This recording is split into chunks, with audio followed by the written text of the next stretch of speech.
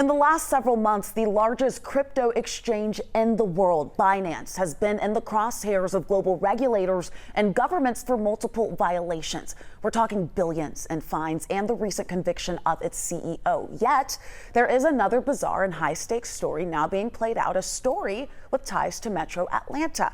And joining me now to explain is our friend, NYU professor and Rubicon Digital Assets founder, Greg Johnson. Greg, it's always great to have you here. So can you share more about what some are calling an almost unprecedented series of events that involves Binance and a Georgia businessman?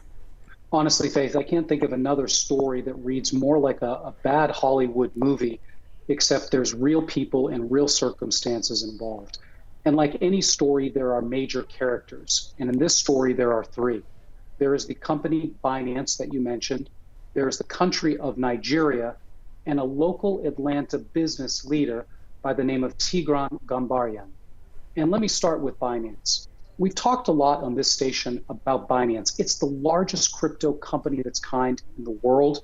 And increasingly over the last several years, it has gotten into a lot of trouble for circumventing all of the rules of law that we come to take for granted in the developed world, knowing who your customers are, anti-money laundering rules.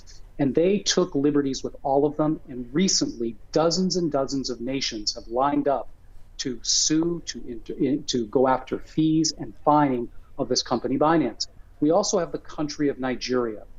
Nigeria, unlike the United States, has the second largest adoption of crypto of any nation in the world other than India. And third, we have this gentleman, Tigran Gambaryan. And Tigran is a very, very interesting part of the story. He's a former IRS special agent, and he worked at the IRS on cyber crime, and in fact was very much involved in cracking some of the biggest cases during the early days of the crypto industry. This was a law enforcement professional who made a career out of busting crypto crime, and as I said, literally writing the book on how to have law enforcement track down these illicit crypto traders. So Binance is in a lot of trouble. Nigeria has been impacted by all of the wrongdoing that Binance has allegedly been doing. Mr. Gambaryan joined Binance a couple of years ago, basically to come in and clean up their reputation. Well, 2 months ago, while visiting Nigeria, he actually was detained and has not been released. There has been no due process, and the events of this case are shocking and unprecedented. And you touched on this just a bit, but if you could expand, where do things stand presently, and why are so many in the international business community concerned here?